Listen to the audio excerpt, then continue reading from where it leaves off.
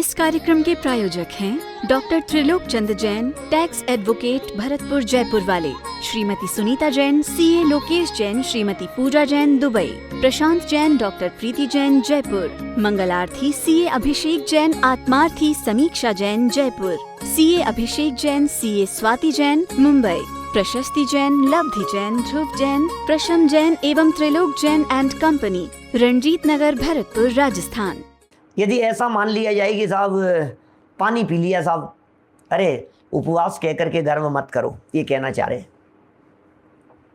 उपवास तो सच में निर्जल उपवास ही होता है। उपवास तो बिना जल के ही होगा। हाँ, बिना प्रोषित उपवास भी, उपवास तो वही है। अब देखो, अब क्या करें, उपवास के दिन शाम को पानी ले लेते हैं, तो अब ले लो तो ले लो, लेकिन उसे उपवास मत कहो। उसे कम से कम ये तो स्वीकार करो कि अरे तो कहने के लिए उपवास है, पानी तो पी लिया हमने। अंदर में कम से कम वो अभिमान का भाव तो नहीं हो। अंदर में तुरंत ये बात आनी चाहिए, भाई साहब मैं तो निर्जल उपवास नहीं कर सका यार, इसलिए उपवास क्या कहूँ। मेरी पत्नी बच्चे कह रहे हैं कि इन्होंने उपवास किया है, मैं तो अंदर से ये मानता हूँ कि सच में मेरा उपवास हुआ नहीं। अपनी मान्यता, श्रद्धा, धारणा की बात है, और क्या है। खेद तो बरतना ही चाहिए उसके प्रति, और वास्तव में तो फल तो परिणामों का लगने वाला है।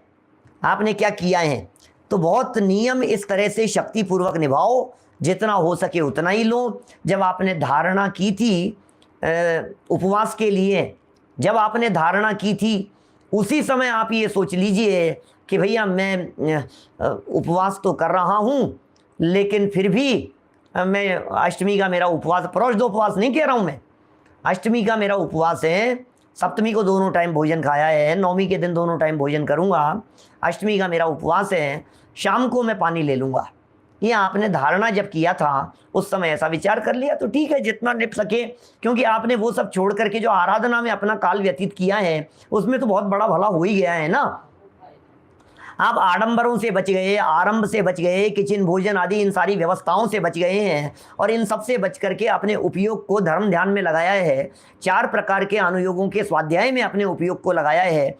ध्यान में, चिंतन में, वैराग्य भावना में, 12 भावनाओं में, अनुप्रेक्षाओं का चिंतन करने में, चिंतन मनन करने में अपने उपयोग को बिताया है। तो बोले ये असली बेनिफिट है, असली लाभ तो यही था जो हो गया है। जैसा कि कवि ने कहा है, कीजे शक्ति प्रमाण, शक्ति बिना सरधा धरे। क्या? कीजे शक्ति प्रमाण, शक्ति के प्रमाण में करना चाहिए।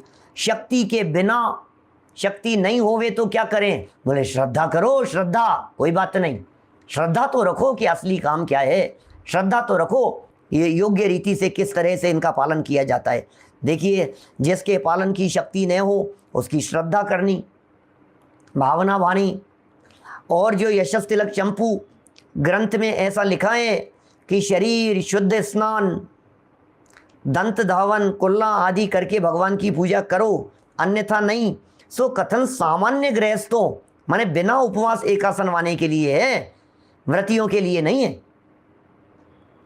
आप समझ रहे हैं क्या बात कही है।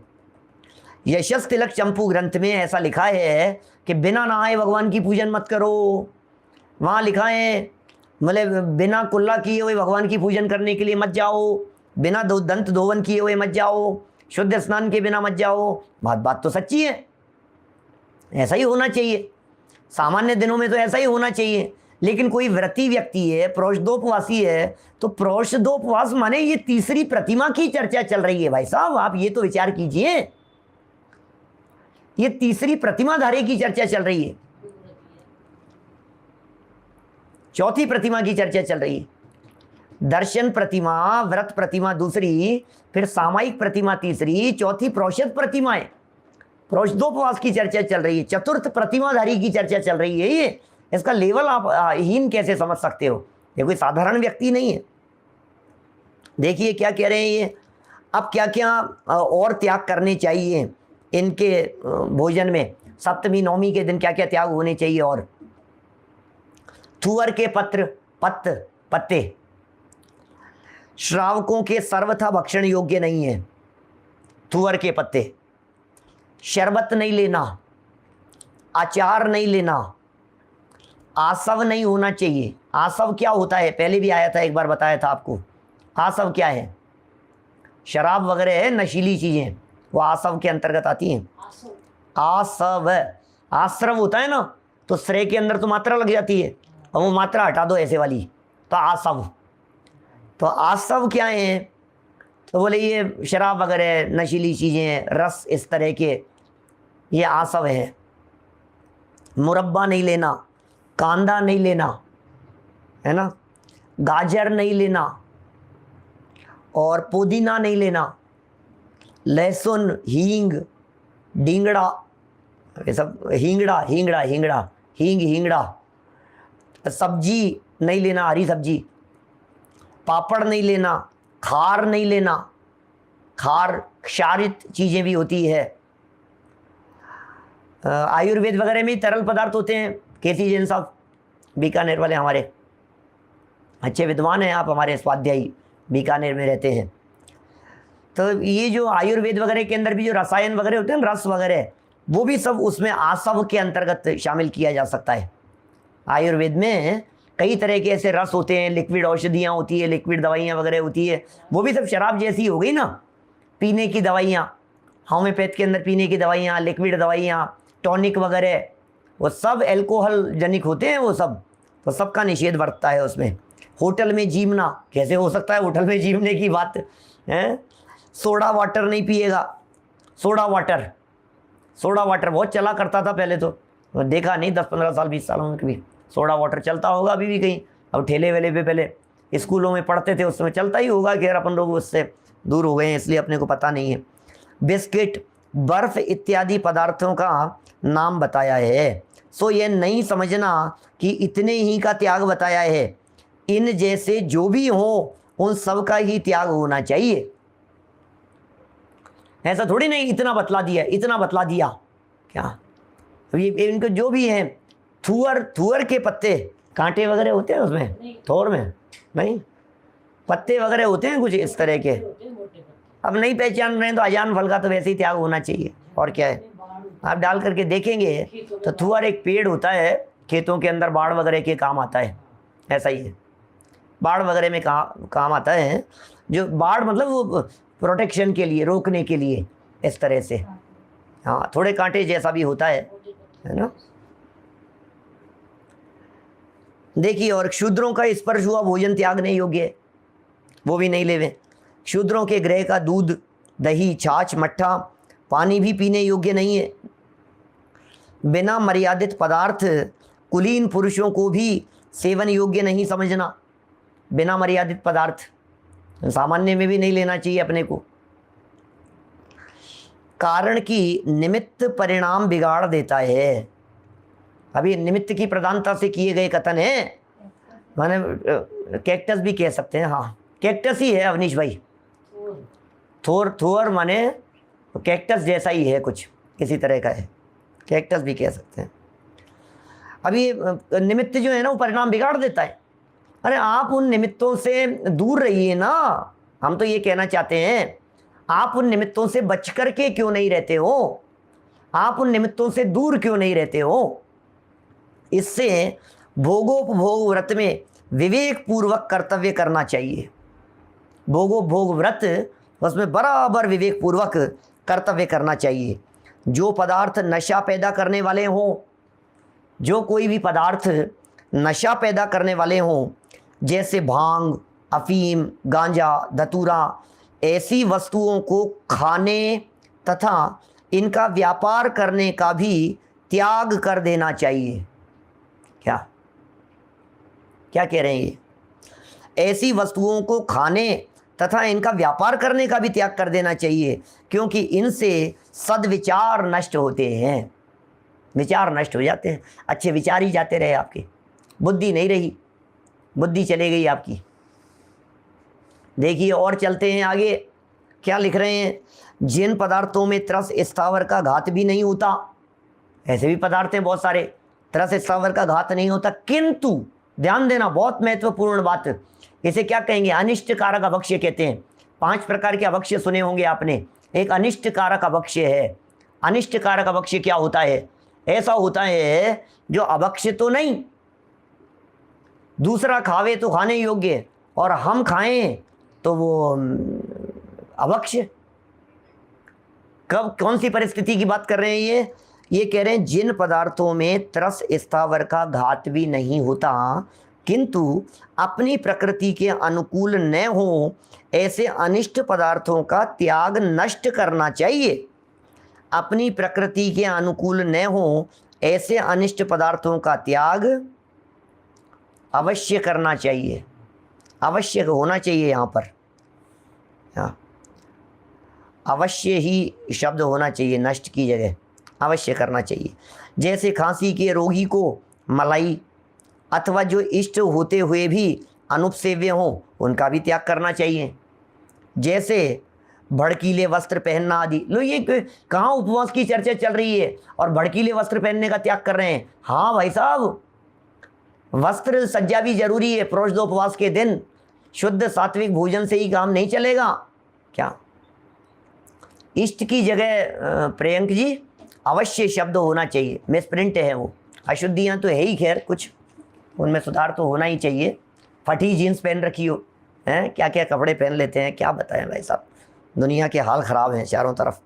शिष्ट पुरुषों में भी अशिष्ट सरीखे आचरण शहने आ जाते हैं जिनसे धर्म का घात संभव है। हैं तो शिष्ट पुरुष, हैं तो बहुत सभ्य, लेकिन धीरे धीरे करके वह इस तरह की प्रवृत्ति आ जाती है जो अशिष्ट जैसी, धूर्तता जैसी हो जाती है। अब कौन समझाए, कभी समझाओ तो उल्टा पड़ जाए। बड़ी विचित्र तरह की मानसिकता वाले लोग हैं सारे दुनिया भर में। इसलिए यहाँ ये क्या कह रहे हैं, धीरे धीरे उन बातों को यथार्थ रीति से समझना चाहिए जिनसे धर्म का घात न होवे। इसलिए त्याग रूप भावना रखनी चाहिए जिससे अभिष्ट और इष्ट फल की प्राप्ति होवे। तो इस तरह से कुल मिलाकर के यहाँ हमने इष्ट अनिष्ट फल की प्राप्ति, अनिष्ट न होवे और इष्ट फल की प्राप्ति होवे, अभिष्ट इष्ट फल की प्राप्ति होवे, इस योग्य रीति से बराबर हमने ये प्रोषदोपवास संबंधी चर्चा की है। और इसी से जुड़ कर के, क्योंकि यहाँ खाने पीने संबंधी चर्चा का त्याग कराया ना, तो खाने पीने के संबंध में ही वनस्पति के भेद बता दिए। वनस्पति दो तरह की होती है, एक साधारण तथा दूसरी प्रत्येक। ये वनस्पति के दो भेद हैं, एक साधारण वनस्पति और एक प्रत्येक वनस्पति। तो कह रहे हैं यहाँ साधारण वनस्पति तो गृहस्थों को ग्राह्य है ही नहीं। साधारण वनस्पति निगोदियाँ हैं, वो ग्राह्य है ही नहीं का मतलब वो ग्रहण करने में आती ही नहीं है क्या? माने वो तो कोई वैसे आपको मिलेगी ही नहीं साधारण वनस्पति के रूप में। जिस वनस्पति के शरीर में अनंत जीव रहते हैं वे एक साथ ही जन्म लेते हैं, साथ ही श्वासोश्वास में आहार ग्रहण करते हैं और साथ ही मरते हैं। उन अनंत जीवों का एक ही शरीर आश्रय होता है।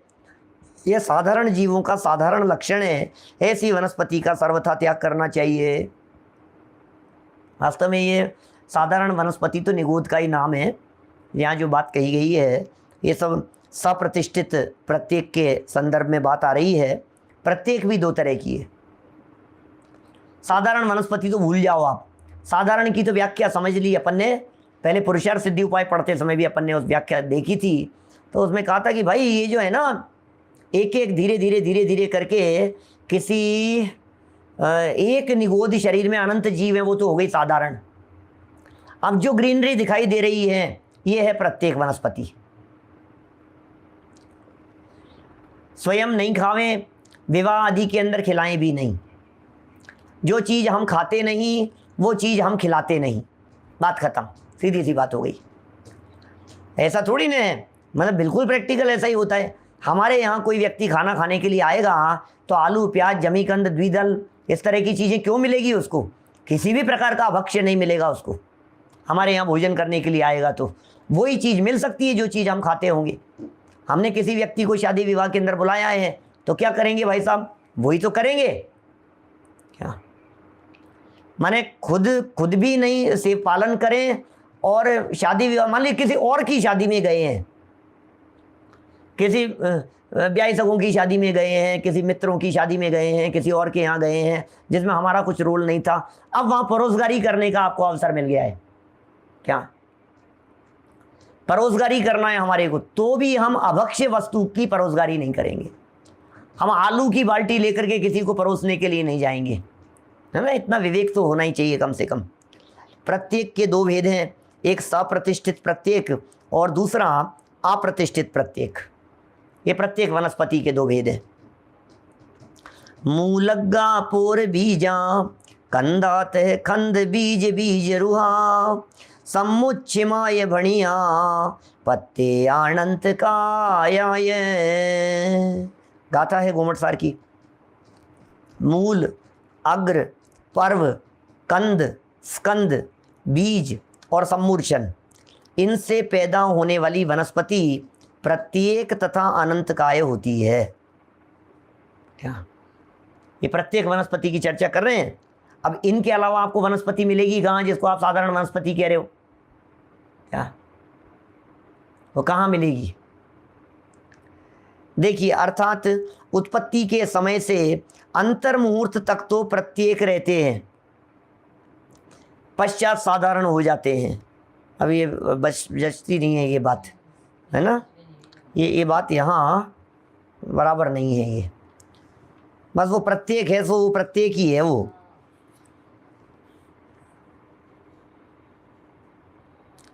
इन मूल आदि 7 प्रकार से पैदा होने वाली वनस्पति का भिन्न भिन्न वर्णन इस प्रकार है। इसका वर्णन सुनिए थोड़ा सा। मूलज क्या होता है? मूल से जो पैदा होती है, जड़ में जो पैदा होती है वे मूलज कहलाती है। जैसे अदरक, हल्दी, मूली, गाजर, आलू, मैंने इनमें हरित तो आएगी ऊपर, और जो मूली है उसकी जो जड़ है वो जड़ में लगी हुई चीज़ ये मूलज है, मूल में लगी हुई चीज़। रतालू, अरबी, शकरकंदी, कांदे, प्याज, लहसुन, ये सब मूल से ज़मीन के अंदर पैदा होने वाली वनस्पति है। ऐसी वनस्पतियों को मूलज कहते हैं। तो बराबर समझ में आ गई मूलज क्या चीज़ है। अब कह रहे हैं अग्रज। अग्रज क्या है?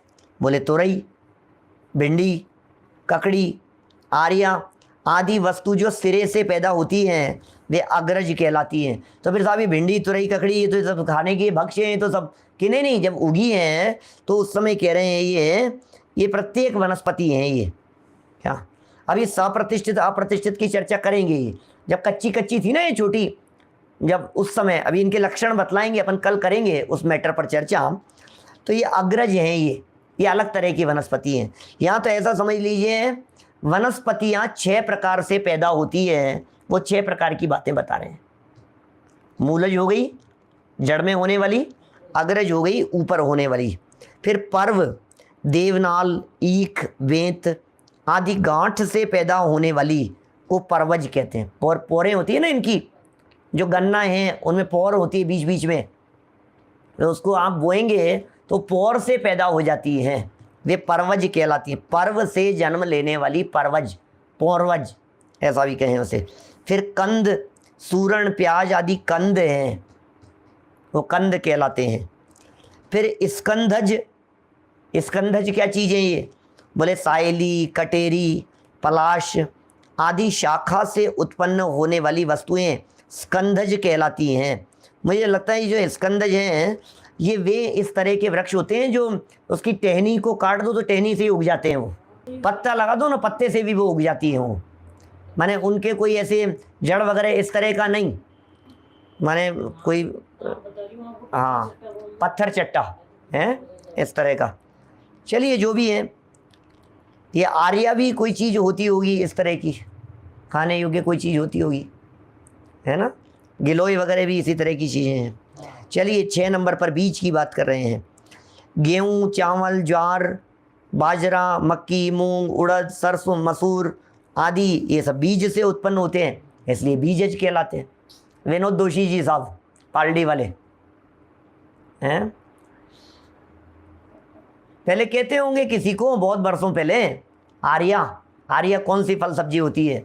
अभी कहीं नाम अन्य होगा, कोई हो सकता है, नहीं है तो अच्छी बात है, नहीं ख्याल में तो और अच्छा है। अजान फल तो वैसे ही नहीं सेवन करने योग्य। फिर सम्मूर्छन, जो बिना बीज आदि बोए अपने योग्य द्रव्य क्षेत्र मिलने से पैदा हो जाते हैं, वे सम्मूर्छन वनस्पति है। जैसे घास आदि। घास किस तरह की है? घास क्या होता है? आपकी छत पे भी उग जाएगी। आर्या ककड़ी को कहते हैं कि अच्छा आर्या, ओहो आर्या क्या काचरे जैसा होता है आर्या, तो आता है घरों में ही आता है क्या? बहुत ककड़ी जैसा ही होता है, आर्या कहलाता है आर्या। धर्मचंद जी साहब बराबर, बहुत सही कहा आपने। क्या आर्या, आर्या अपन तो वो आर्या मिलेट चाष्य वाला आर्या समझते हैं ना, वो नहीं, आर्या आर्या बोलते हैं आर्या। क्या सब्जी मंडी के अंदर भी आर्या आर्या के नाम से मिल जाएगा। आर्या ककड़ी कहलाती है, वो ककड़ी जैसी होती है, खीरा ककड़ी जैसी होती है आर्या। देखो क्या कह रहे हैं, ठीक है ना भाई साहब अनिल जी? हाँ देखिए क्या कह रहे हैं, घास वगैरह है, समूर्चन वनस्पति है। जब इनके आश्रित निगोदिया जीव रहते हैं तब ये सभी सप्रतिष्ठित कहलाते हैं, और जब द्रव्य क्षेत्र काल की योग्यता से निगोदिया जीव इनमें नहीं रहते हैं तब अप्रतिष्ठित प्रत्येक कहलाते हैं।